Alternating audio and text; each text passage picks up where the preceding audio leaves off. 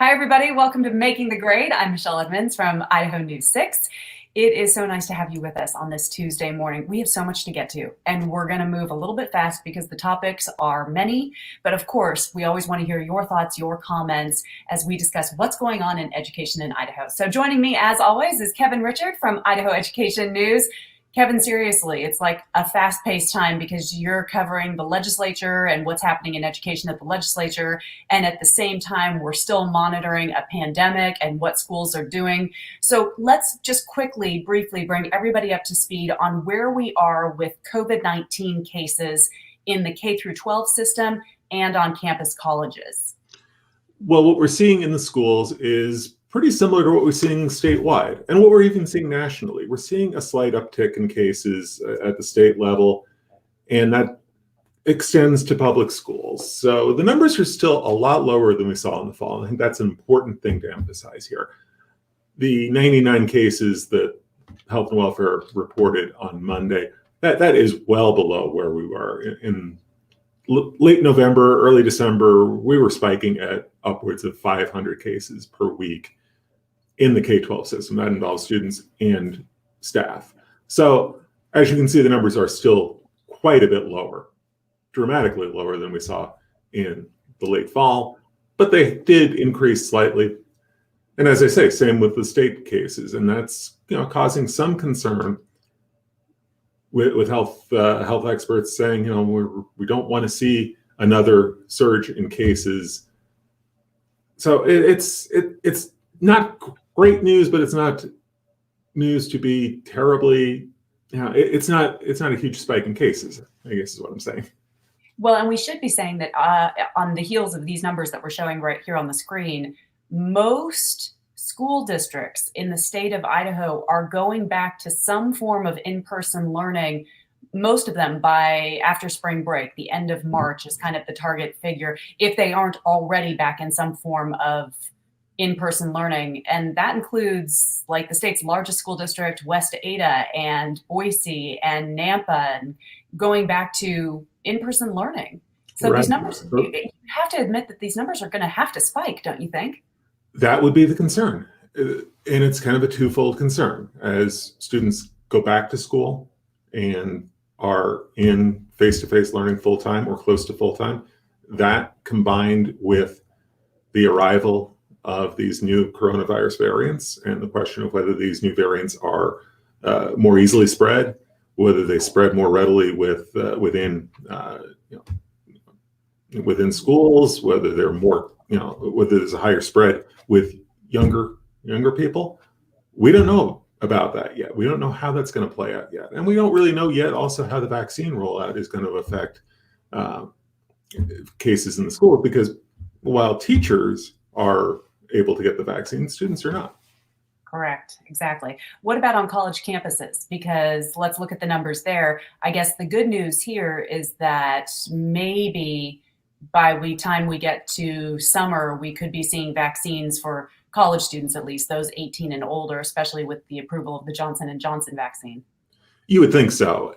But right now, college employees and college students are not in a priority group to get the vaccine. Where, as we've talked about for weeks here, K-12 teachers and staff have been able to get the vaccine really going back to January. I mean, teachers have had access and are probably pretty much in most cases through the vaccine process.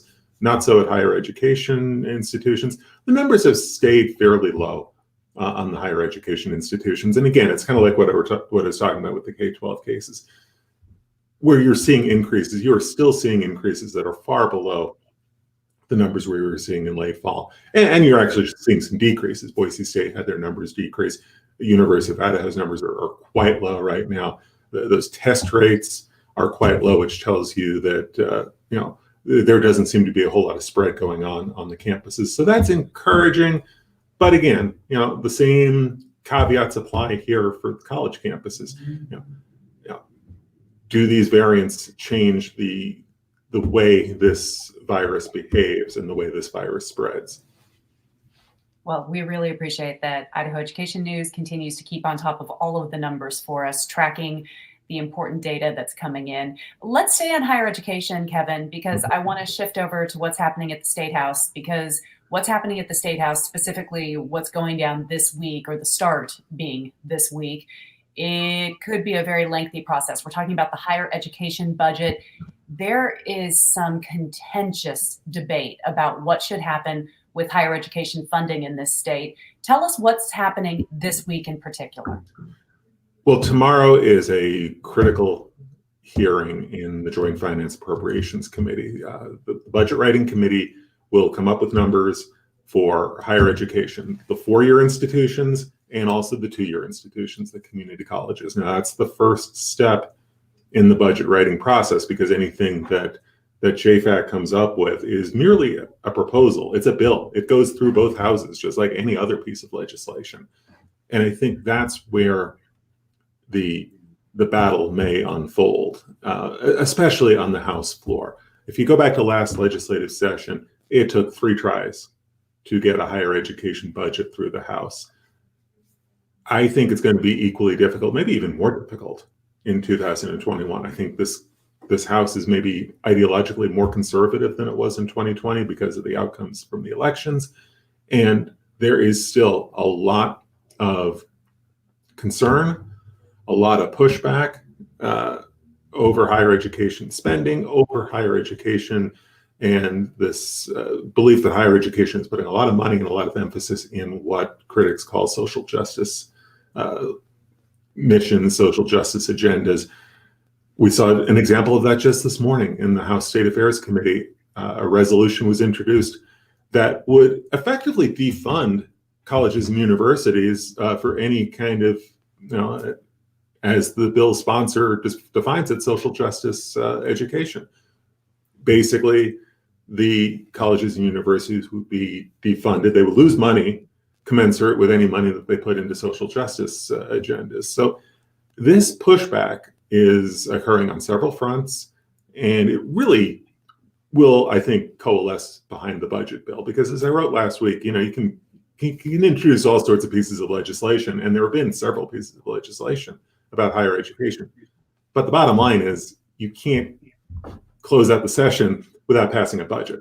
So you have to get a budget through both houses. And that means that when that budget bill comes up, you're going to have legislators who I think will use it as an opportunity to raise a lot of concerns, raise a lot of criticisms, direct a lot of criticism at the higher education system. And Kevin, you're saying one budget that's coming through, but I mean, for fact of the matter is that there's already been a bill proposed that would possibly even split the budgets of the 4 state institutions as well. So all of this seems to be very nitpicky, and yet JFAC is where this all gets started. So in terms of politics and in terms of government, how is this all going to get done? I think what you're going to see in JFAC, if I had to handicap it tomorrow, I think the budget bills for both higher ed and the community colleges get through JFAC, and probably get through JFAC fairly easily. I think what you're seeing right now in JFAC, there are definitely some conservatives from the House side on JFAC right now. Priscilla Giddings, who is pushing that resolution I was just talking about defunding social justice programs. Ron Nate is another conservative hardliner now on JFAC. And what we're seeing so far in the committee on other budgets that aren't related necessarily to education, those two have been, voting against a lot of budgets, voting against a lot of spending bills. So I would expect that might continue tomorrow, but I think that there's probably a pretty strong coalition of Senate and House members, Republicans and Democrats, on that 20-member committee. So I think the budget bills get through the committee tomorrow. I'd be very, very surprised if the committee deadlocked and couldn't come up with bills. House floor is a whole different matter, and I think it's much more of a question of what happens with the budget for the 4-year institutions. Maybe not as much of an issue for the community colleges like CWI.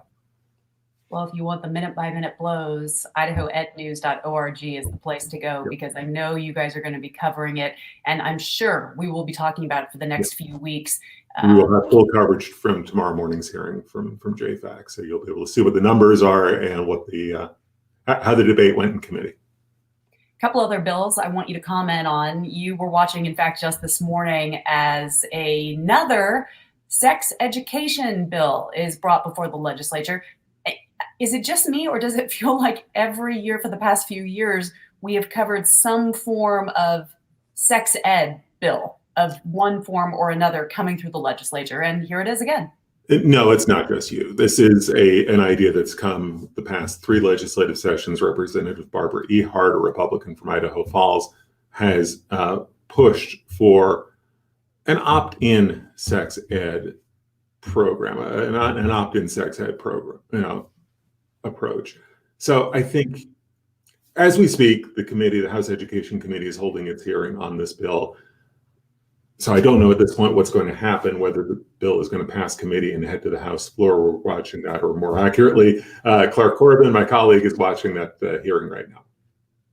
Well, it'll be interesting to find out what happens. And again, opting in rather than opting out. Right, which is what we have right now. If a parent is concerned about a sex ed curriculum, the parents can opt their kid out of the program. What about private school scholarships? This is interesting to me. And what's the debate on this one with the bill that's come up? Well, I think really in terms of education policy, this may be one of the most far-reaching bills we're seeing this legislative session. And one of the things that it would do is it would create a scholarship program for private school students. We've seen this idea before. This is not new.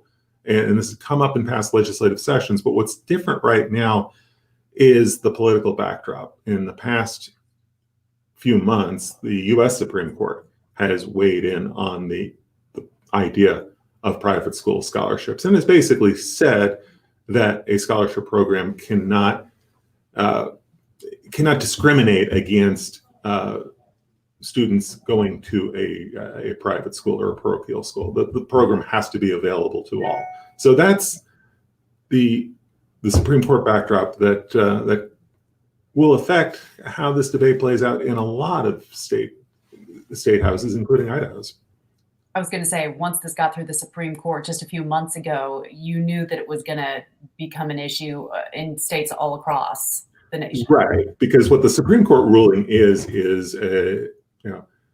it's a reaction to language in state constitutions, including Idaho's constitution. I want to say that there are about 36 states that have similar language in their state constitutions that prohibit the use of public funds to advance parochial programs, including then parochial schools. So that becomes the rub on private schools and private school scholarships.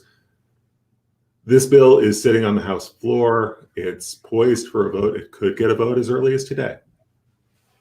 One other bill, let's just mention it briefly because you and I have talked about pre-K early learning for years now, and what the state's going to do to move forward, if the state will move forward with any sort of state funding for pre-K. This bill, though, has to do with federal money coming into the state of Idaho for early learning. Right. Why is this being discussed? It's being discussed because the state cannot spend the money without the go-ahead from the legislature. So you're absolutely right. What we're talking about here is a 3-year, I think it's about $6.3 million or thereabout, grant from the federal government that pre-K advocates, early education advocates want to use to figure out what options might be available for community-based early education programs. And those are not necessarily strictly through schools. They could be done through business partners, through nonprofit partners, a lot of different ways to try to get an early education program in a community. The grant, while it's a federal grant, the State Board of Education cannot spend a dime of that money until the legislature signs on and gives the state board spending authority. So that's the bill that's on the House floor, and it too is poised for a vote. It could come up for a vote again as early as today. In committee, again, in JFAC, we had some pushback on this, and I talked about Representatives Giddings and Nate, who have been kind of the hardliners on JFAC. They voted against this spending bill in committee a couple of weeks ago. I think you'll see some pushback on the House floor that this is a precursor to more of a publicly funded pre-K program. And I think that there's still a lot of resistance to the idea of publicly funded pre-K in the House. So I think that this vote may become a surrogate for that larger issue. So we're watching that one to see what happens on the House floor. Is it a monetary issue, Kevin? Are people worried, are legislators worried that the state is going to spend one-time federal funds that then the state of Idaho would be responsible for continuing the programming for an early education? I think it's philosophical, first and foremost. I think that for some lawmakers, the idea of pre-K, the idea of early education just runs counter to their beliefs, that they really think that kids are best off at home with their families until school age, until kindergarten or first grade. So I think it's philosophical, but I do think there's probably a funding concern that's overlaid in this, that, well, if we start to explore programs at the local level, even if they're supported by business or they're supported by nonprofits, is this, the proverbial camel's nose under the tent is a term legislators love to use. The idea that, well, if you're just getting started with a program, is this going to be a program that the state is going to be on the hook to pay for with taxpayer dollars down the road? So I think the monetary aspect maybe is not the most immediate concern, but the philosophical part of this debate is an immediate concern. Are we going to see the governor's office weigh in on this? Governor Brad Little has been a proponent of early education and what could possibly happen with early education funding. Do we have him or his office weighing in? He already has, in fact, because if you go back a few years, these federal programs for pre-K have been available for years. But in Butch Otter's time as governor, Idaho never pursued these federal grants because Governor Otter, really did not want to see the state dip its toe into early education, pre-K. Governor Little is a lot more friendly to the idea of pre-K. He's never pushed for a big statewide pre-K initiative, but he's made it clear that he's much more open to the idea of early education. He sees it as a first step towards ensuring that kindergartners and K through 3 students can get to reading at grade level. He sees early education as an important component. So the mere fact that we're talking about a $6 million federal grant is a reflection of Governor Little's support of the idea.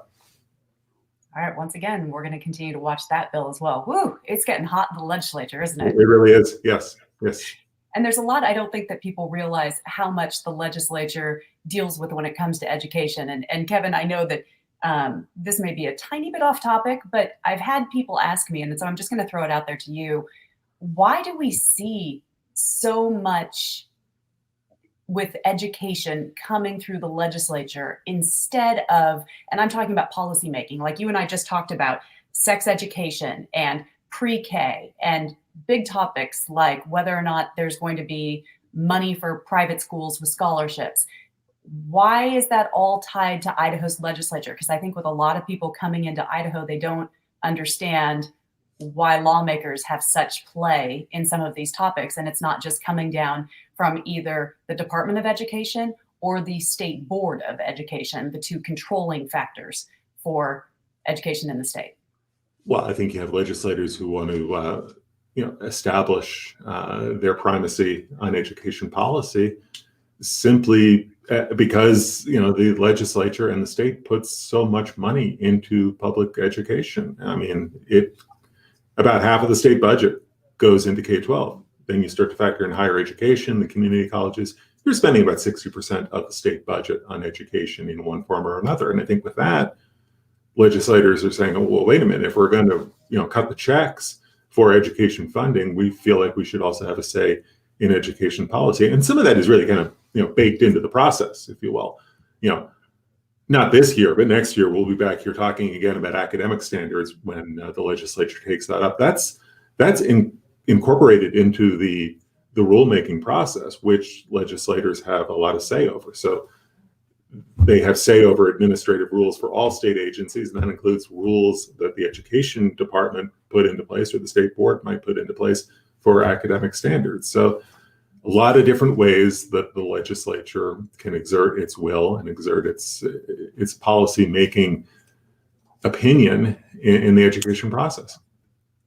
And you start talking about money, the amount of money coming from the federal government to the states to support education is a huge component of that. And as of last night, there is officially a new federal education secretary under the Joe Biden administration.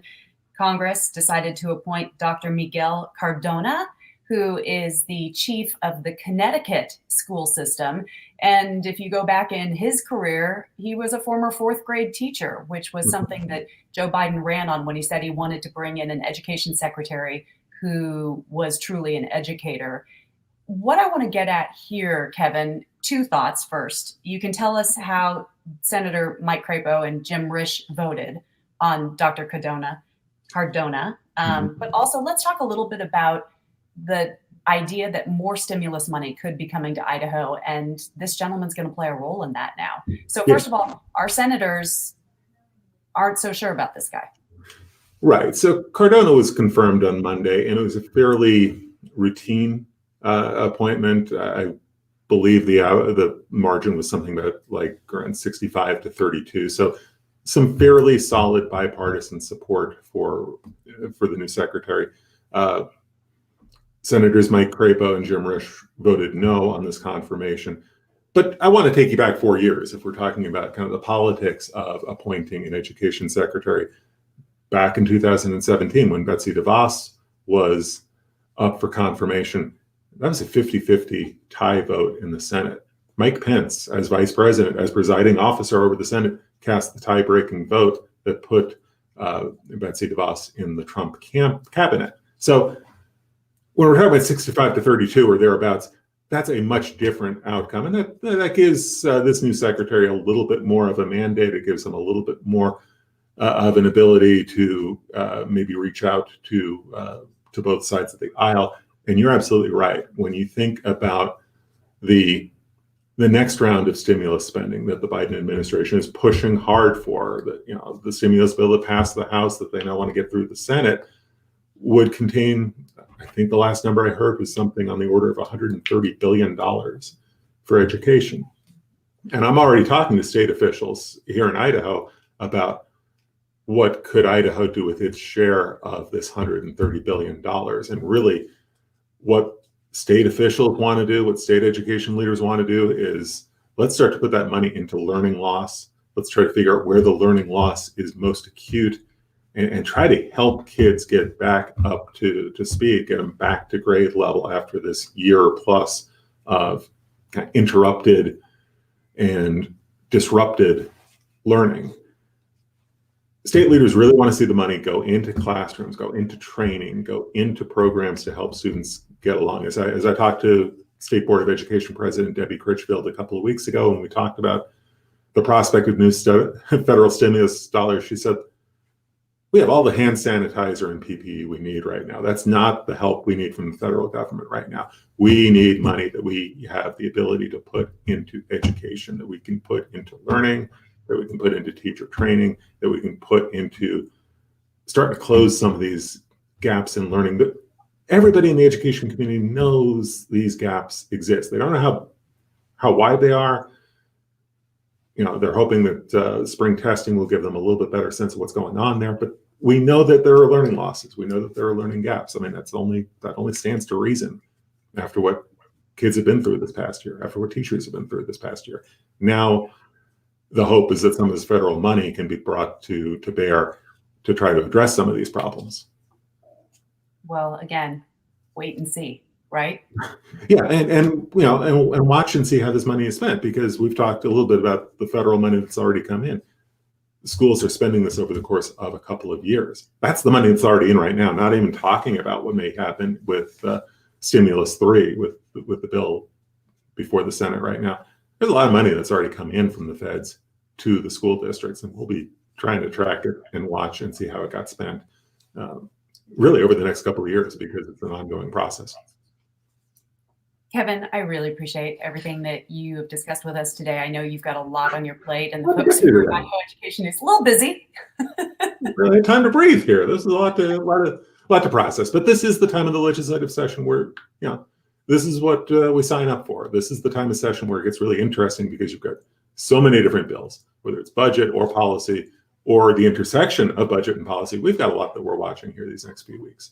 And the intersection of the federal government and the amount of money being played. I mean, it's been rare that here on Making the Grade, we've been doing this for 5 years now, that we have so much talk over what the federal government is doing. And that's mainly because of the pandemic that's been happening and the money and federal infusion of federal money. And just throw in one more thing. We talked about the state, we talked about the feds. Let's keep in mind that there's a local component. And on Tuesday, a week from today, 46 school districts will have either levy elections or bond issue elections. And that's a big election day for school districts across the state. Kind of thinking about some of the districts in this part of the state that have ballot measures. CUNA has one, Parma has one. Emmett has a couple. They have a couple of different levies on their ballot. And we have a statewide roundup. Just go to idahoednews.org and find out what's happening in your part of the state. And then, next week we'll have some results to talk about. Exactly. And it'll also be fascinating to see how voters respond in the midst of the pandemic and what individual families are facing in each of these districts, and if their kids are still involved in the school district itself or if they're online. There are so many factors. This is not a one and done bond and levy election as what has happened in Marches in the past. No, it'll be interesting to see how many of these pass in March, and in the event that districts can't get a levy passed, do they come back in May, or do they come back in the summer? Whew, okay, well, don't sleep too much. No, we've got plenty to keep our eye on here. Kevin, thank you so much for being with us, for Making the Grade. Of course, if you want to follow the best education news in Idaho, that's it, idahoednews.org. We link to many, many of their stories at idahonews6.com. Kevin, take care of yourself, stay hydrated, and wash your hands, my friend. Yes, you too. Have a good week and stay safe. Thanks for being here, everybody, for Making the Grade.